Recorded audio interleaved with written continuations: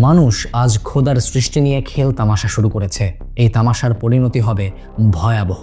এই বিবর্তন তাদেরকে হিউম্যান 2.0 বানাবে বা অতি মানব বানাবে। ইলন মাস্কের নিউরোলিঙ্কের নাম শুনেছেন না? এটা তো আমরা মোটামুটি সবাই জানি। মানুষের মস্তিষ্কে কম্পিউটার চিপ লাগানো একসময় অকল্পনীয় হলেও আজ তা বাস্তবতা হয়ে দাঁড়িয়েছে। কল্পকাহিনী। এই কল্পকাহিনী কি শুধুমাত্র একটি কল্পনাই, নাকি এরও বাস্তবে রূপ দেওয়া সম্ভব?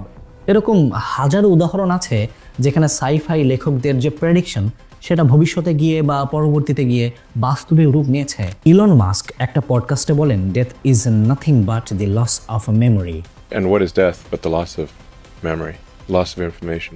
You know, if you could say like, এই মেমোরি তথা আমাদের স্মৃতি যদি স্টোর করে রেখে দেওয়া যায়, তাহলে আমরা এক প্রকার অমরত্ব বা ইমমর্টালিটি লাভ করব।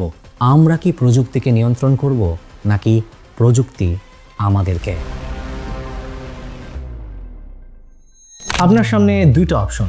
সামনে দাঁড়িয়ে থাকা যমদূতকে আপনার আত্মা বিলিয়ে দেওয়া, অথবা এক শীতল কক্ষে নিজের দেহ সংরক্ষণ করা ভবিষ্যতের কোনো এক সময় প্রযুক্তির সহায়তায় জেগে ওঠার জন্য। কোনটা বেছে নেবেন আপনি? সায়েন্স ফিকশন মনে হলেও এই প্রযুক্তি এখন বাস্তবতা। মৃত্যুর সাথে সাথে হিমকক্ষে নিজের দেহ জমিয়ে রাখার কাজটা আমাদের পৃথিবীতেই হচ্ছে। আদৌ কি জমিয়ে রাখা মানবদেহ ভবিষ্যতে প্রযুক্তিগত উৎকর্ষের সাহায্যে জাগিয়ে তোলা সম্ভব? যুগ যুগ ধরে মানবজাতি অমরত্বের তালাশ করেছে। প্রাচীন যুগে দেবদেবীকে তুষ্ট করে খোঁজা হয়েছে অমরত্বের চাবিকাঠি। মধ্যযুগে আলকেমিস্টরা একই চেষ্টা চালিয়েছেন রসায়নবিদ্যার সাহায্যে। শত প্রচেষ্টার ফলেও সফল হননি কেউ। বর্তমানে দাঁড়িয়ে প্রযুক্তির সর্বোচ্চ শিখরে অবস্থান করে আমরা কি অমরত্বের সাথে নিজেদের দূরত্ব ঘুচিয়ে আনতে পারছি? আর্টিফিশিয়াল ইন্টেলিজেন্স, সাইবার এনহ্যান্সমেন্ট ও অগমেন্টেশন ইত্যাদি কি আদৌ আমাদের চির অধরা অমরত্বের আশাকে পূরণ করবে, কিংবা কম হলেও আমাদের আয়ু বৃদ্ধি করতে পারবে কোনো অংশে? মৃত্যু আসলে কি? প্রযুক্তির ছোঁয়াতে আমরা নিজেদের সুপার হিউম্যান বানালে আমরা কি আর মানুষ থাকব? নিজেদের প্রত্যেকটা অঙ্গ প্রত্যঙ্গ আমরা যদি প্রযুক্তির সাহায্যে এনহ্যান্স করতে থাকি, তাহলে ঠিক কোন পয়েন্টে যে আমরা আর মানুষ থাকব না? ডারউইনের থিওরি অফ ইভলিউশন ছিল সম্পূর্ণ প্রাকৃতিক এক তত্ত্ব। নিজেরাই হয়ে উঠতে পারি সাধারণ জৈবিক মানুষ থেকে পরের ধাপের কিছু, একজন অতিমানব বা সুপার হিউম্যান। আজকের ভিডিওতে আমরা আলোচনা করব মানবজাতির অমরত্ব লাভের তত্ত্ব নিয়ে। কিভাবে আসলে এই অমরত্বের চিন্তার কিভাবেই বা সত্য হতে পারে এই সায়েন্স ফিকশন? আদৌ কি এটা আমাদের জন্য উপকার, নাকি আসলে ঘোর অপকার? সব কিছু জানবো আমরা আজকের এই এপিসোডে। আজকের ভিডিওটা বিরাট রহস্যময়, গায়ের লোম শিউরে ওঠার মতো রোমাঞ্চকর। ইভেন আমি নিজে যখন রিসার্চ করেছি, পলকে পলকে আমি হয়েছি রোমাঞ্চিত। কিন্তু তার আগে শুরুতেই আমরা আমাদের আজকের ভিডিওর স্পন্সর থ্রাইভএক্স ডিজিটাল প্ল্যানারকে ধন্যবাদ দিতে চাই। মডার্ন দুনিয়ার নানান কাজের চাপে আমরা অনেক সময় হিমশিম খাই, গুরুত্বপূর্ণ অনেক কাজ করতে ভুলেও যাই। এমনকি প্রতিদিন যে নিয়ম করে পরিমাণ মতো পানি পান করতে হয়, কিংবা ফরজ 5 ওয়াক্ত নামাজ আদায় করতে হয়, সেটাও আমরা মাঝে মাঝে এই কাজের চাপে অথবা হেলায় ফেলায় মিস্টেক করে থাকি বা ভুলে গিয়ে থাকি। কারণ আমাদের অভ্যাসটাই এমন হয়ে গেছে। সো নিজেকে পরিবর্তন করতে চাইলে সবার আগে পরিবর্তন করতে হবে নিজের অভ্যাসকে। আর তাই অভ্যাসকে নিয়ন্ত্রণ করতে আমাদেরকে হেল্প করতে পারে থ্রাইভএক্সের ডেইলি প্ল্যানার, যেখানে গুরুত্বপূর্ণ কাজের তালিকা সহ প্রতিদিনের সব কিছু নোট করে রাখা যায়, যেন কোনো কিছু মিস না হয়। বাকি কথা কমেন্ট বক্সে, আমরা আপাতত ভিডিওতে ফিরি। আমাদের গল্পের শুরুর চরিত্র রবার্ট এটিঙ্গার। এক পড়ন্ত বিকেলের কথা। হাসপাতালের বেডে শুয়ে রবার্ট জীবন মৃত্যুর আদিম খেলা নিয়ে ভাবনা চিন্তায় মত্ত। মাসখানেক আগেও দ্বিতীয় বিশ্বযুদ্ধে আমেরিকার হয়ে জার্মান ফ্রন্টে লড়েছিল সে।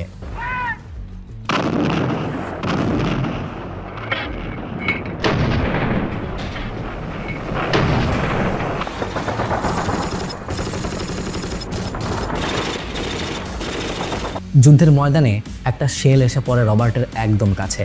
মারাত্মক জখম হয় তার পা। ডাক্তাররা ভেবেছিল হয়তো এ যাত্রায় তার পাটাই হয়তো কেটে ফেলতে হবে। সেই সাথে আশঙ্কা ছিল মৃত্যুরও। মাসের পর মাস হাসপাতালের বেডে শুয়ে রবার্ট যখন অসুস্থতার সাথে লড়ছিল, তখন তার মাথায় বাজছিল চিন্তার দামামা। জীবন মৃত্যুর সন্ধিক্ষণে তার মনে আসছিল নানান প্রশ্ন আর রিয়েলাইজেশন।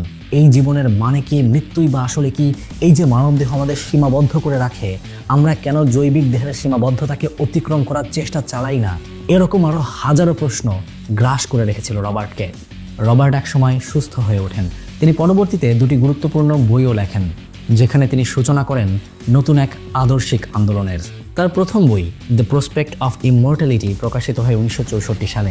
এই বইতে তিনি আশা দেখান ক্রায়োনিক্স নামে এক নতুন প্রযুক্তি যার সাহায্যে মৃত্যুর পর মানুষের দেহ সংরক্ষণ করা যাবে, যাতে ভবিষ্যতে প্রযুক্তির অ্যাডভান্সমেন্ট হলে সেই অক্ষত মৃতদেহ পুনরায় প্রাণ সঞ্চার করে জীবিত করা যায়। মূলত রবার্টের এই প্রজেক্ট ছিল মানুষকে অমরত্ব লাভ করানোর এক প্রচেষ্টা, কিন্তু বাস্তবতা হলো রবার্টের সেই আমলে তো নয়। আমাদের বর্তমান সময়ে এসে প্রযুক্তি আমাদেরকে অমরত্ব লাভ করিয়ে দিতে পারবে এরকম ধারণার আশেপাশেও যেতে পারেনি।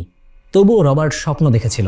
তার পরবর্তী বই ম্যান ইনটু সুপারম্যান, যা প্রকাশিত হয় 1972 সালে, যেখানে রবার্ট তত্ত্ব উপস্থাপন করেছে প্রযুক্তি ব্যবহারের মাধ্যমে মানুষের বায়োলজিক্যাল ক্ষমতার বাইরে নিয়ে যেয়ে অতি মানবে রূপান্তর করা সম্ভব। এমনভাবে মানুষের ইভলিউশনকে তিনি ডিরেক্ট করতে চেয়েছিলেন যাতে মানুষই হয়ে যায় দুনিয়ার ঈশ্বর। এবং এই চিন্তার মাধ্যমেই রবার্ট তৈরি করে উত্তর আধুনিক যুগের এক নতুন আন্দোলনের, যেটাকে বলা হয় ট্রান্স হিউম্যানিজম। আপনারা হয়তো এতক্ষণে ধরেই ফেলেছেন ট্রান্স হিউম্যানিজম বলতে মোটা দাগে আসলে কি বোঝানো হয়। এবার ছোট্ট করে ট্রান্স হিউম্যানিজমের একটা ফর্মাল সংজ্ঞা দিয়ে ব্যাপারটাকে আরও ভালোভাবে বোঝা যাক। Transhumanism is the belief in transforming humanity by merging with advanced technology, erasing ageing and surpassing human limits. Bangla করলে দাঁড়ায় ট্রান্স হিউম্যানিজম হলো উন্নত প্রযুক্তির সাথে মানবতাকে একীভূত করার, বার্ধক্য মুছে ফেলার এবং মানবিক সীমা অতিক্রম করে মানুষকে রূপান্তরিত এক জীব বানানোর প্রতি বিশ্বাস।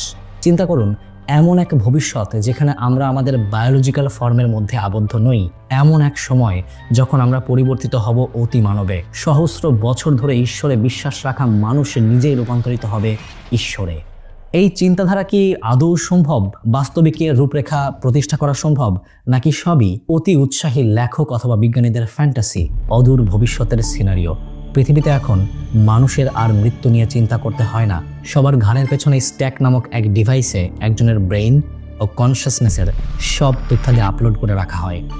দুর্ঘটনা বা অসুস্থতায় শারীরিক মৃত্যু হলেও সহজেই সেই স্ট্যাকটা খুলে নিয়ে প্রতিস্থাপন করে দেওয়া যায় নতুন কোনো সিনথেটিক বা কৃত্রিম মানবদেহে। এভাবে একজন বেঁচে থাকতে পারে যত দিন খুশি ততদিন।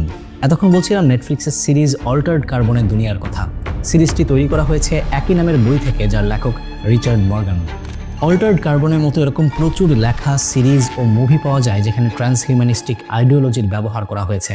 মোটা দাগে এগুলোকে সাইফাই বা সায়েন্স ফিকশন কিংবা সহজ বাংলায় বৈজ্ঞানিক কল্পকাহিনীর কাতারে ফেলা হয়।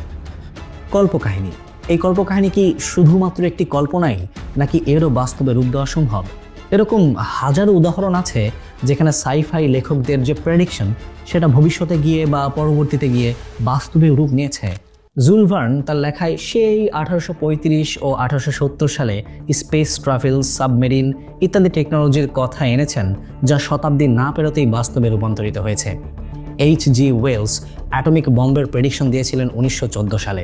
রোবোটিক্স ও আর্টিফিশিয়াল ইন্টেলিজেন্সের প্রেডিকশন এসেছে আইজ্যাক অ্যাসিমোভের আই রোবটে। Internet, cyber space, cyber warfare নিয়ে হুবহু প্রেডিকশন এসেছে উইলিয়াম গিবসনের নিউরোম্যান্সার বইতে। সুতরাং সাইফাই লেখকদের কল্পকাহিনী অনেকাংশে বাস্তব হয়, কেননা এই লেখকরা সমাজ বাস্তবতার চিত্র অনুধাবন করেই লেখাগুলোর আঞ্জাম দেন। বর্তমানে আমরা এখন অনেক ধরনের লেখা, বইপত্র দেখছি যেগুলো ট্রান্স হিউম্যানিস্টিক আইডিওলজির আঞ্জাম দিয়েই যাচ্ছে। ইলন মাস্কের নিউরোলিঙ্কের নাম শুনেছেন না? এটা তো আমরা মোটামুটি সবাই জানি। মানুষের মস্তিষ্কে কম্পিউটার চিপ লাগানো একসময় অকল্পনীয় হলেও আজ তা বাস্তবতা হয়ে দাঁড়িয়েছে।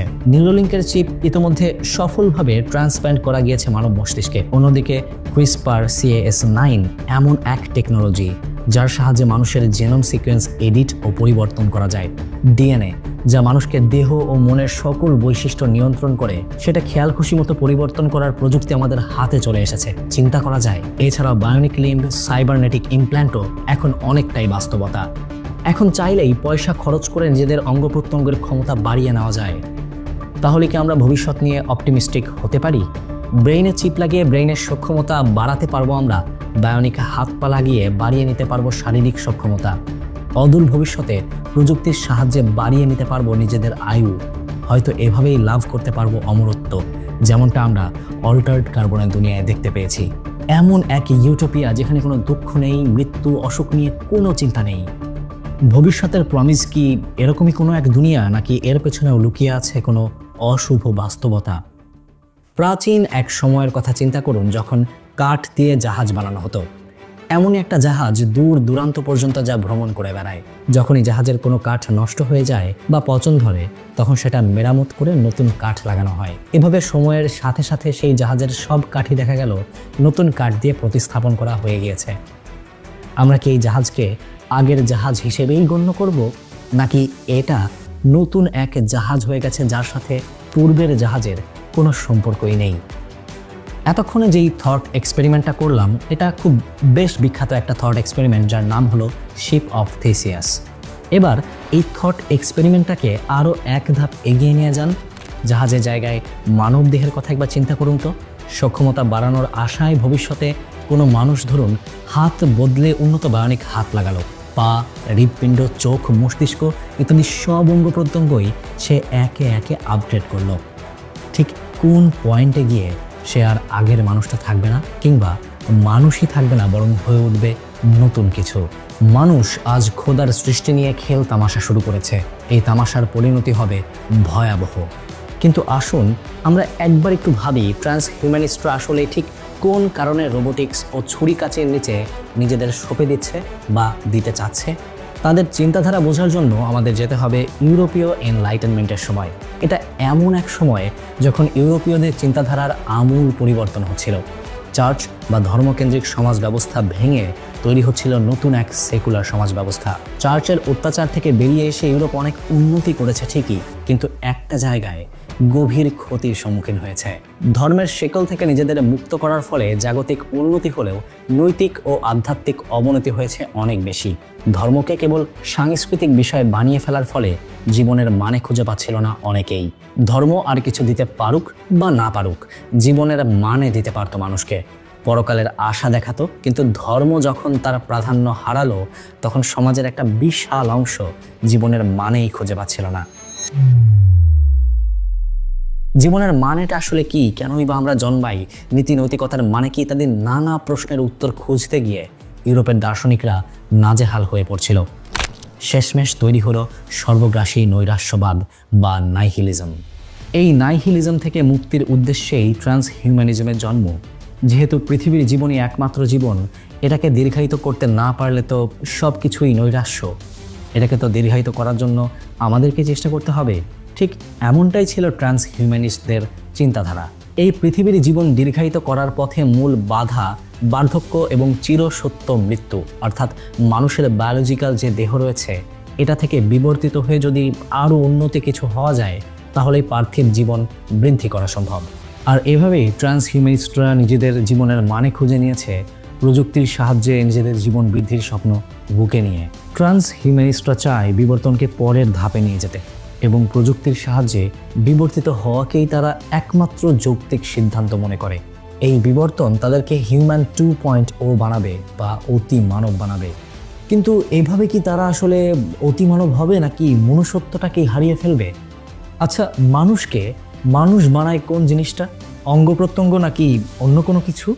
দুনিয়া কেন্দ্রিক ও আত্মকেন্দ্রিক চিন্তাভাবনাই ট্রান্সহিউম্যানিস্টদের আজকে এখানে নিয়ে এসেছে। মানুষকে পরিবর্তন করে প্রযুক্তির সাহায্যে উন্নত করার চিন্তায় মনুষ্যত্বকেই বলি দেওয়া হচ্ছে। আর্টিফিশিয়াল ইন্টেলিজেন্সের অগ্রগতির ফলে দৈনিক জীবনে আসছে আমূল পরিবর্তন। একটা সময় আসবে যখন হয়তো এই কৃত্রিম বুদ্ধিমত্তাই সব কিছু নিয়ন্ত্রণ করবে, যেটাকে বলা হয় সিঙ্গুলারিটি। টেকনোলজির সুপেরিয়রিটির মাঝে মরণশীল মানুষের অবস্থান আর প্রয়োজনীয়তাই বা কোথায়?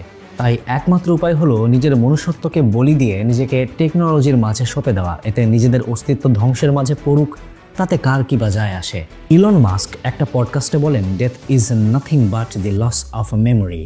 এবং এই মেমোরি তথা আমাদের স্মৃতি যদি স্টোর করে রেখে দেওয়া যায়, তাহলে আমরা এক প্রকার অমরত্ব বা ইমমর্টালিটি লাভ করব। এই ব্যাপারটাকে বলা হয় মাইন্ড আপলোডিং। চিন্তা করুন, আপনার ব্রেইনের নিউরনে যত ইনফরমেশন স্টোর করা আছে, সেটাকে যদি হুবহু কপি করে নিয়ে কোথাও আপলোড করে রাখা যায়, তাহলে কি বলা যাবে যে আপনি বেঁচে আছেন? তারা এখন মানুষকে কেবল তথ্যের সমাহার বলতে চায়, আমাদের আবেগ অনুভূতিকে বলতে চায় নিছক কিছু ইলেকট্রিক্যাল সিগন্যাল। কিন্তু আসলে কি মানুষ তাই? ইসলাম সহ অন্যান্য ধর্মে আত্মার কনসেপ্ট রয়েছে। এই আত্মার কনসেপ্টটা অনেক বেশি গুরুত্বপূর্ণ, কারণ আমরা যদি আত্মাকে অস্বীকার করি, তাহলে আমরা নিজেদেরকে বায়োলজিক্যাল রোবট ছাড়া আর কি বা কল্পনা করতে পারি। আমাদের অনুভূতিগুলো ইলেকট্রিক্যাল সিগন্যাল থেকে তৈরি হয়, এ কথা সত্য, কিন্তু এই একই ইলেকট্রিক্যাল সিগন্যাল একটা রোবটের মাঝে উৎপন্ন করলে কি সে একই অনুভূতি এক্সপেরিয়েন্স করতে পারবে? না, পারবে না। এই মানবীয় আবেগ অনুভূতি আমাদেরকে মানুষ করে তোলে। যখন আমরা এই মানবীয় বৈশিষ্ট্য থেকে নিজেদেরকে দূরে সরিয়ে নিয়ে নিজেদেরকে পরিবর্তন করতে চাইব প্রযুক্তির সাহায্যে, তখন আমরা ডেকে আনব ধ্বংস। আমরা আর মানুষ থাকব না। যা কিছুর শুরু আছে তার শেষও আছে। সৃষ্টিকর্তা ছাড়া অনাদিকাল পর্যন্ত কোনো কিছুরই অস্তিত্ব থাকে না। সেই ধারাতেই মানবজাতীয় একদিন এই মহাজগৎ থেকে বিলীন হয়ে যাবে, প্রাকৃতিক নিয়মেই বিলীন হয়ে যাবে।